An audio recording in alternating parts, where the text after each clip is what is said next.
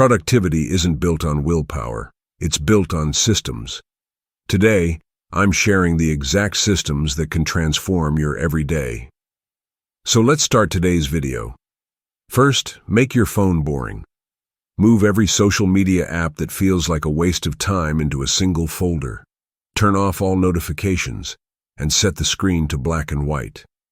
When the color disappears, the urge to scroll disappears too. Wake up before sunrise and aim to finish even your smallest tasks before the sun comes up.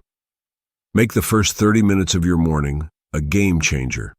Drink water, move your body for 5 minutes, and write down the 3 most important tasks you will accomplish that day. This simple habit instantly shifts your brain into high gear. Next, create at least 2 90-minute deep work blocks every day. Pick one task, put on your headphones, switch to Do Not Disturb, and focus only on that. These focused blocks have more impact than an entire day of multitasking. Add focus triggers, a specific chair, a quiet playlist, or a scented candle. Use the same trigger every time, and your mind will drop into flow automatically. Fuel your energy, get quality sleep, exercise a little, and eat clean.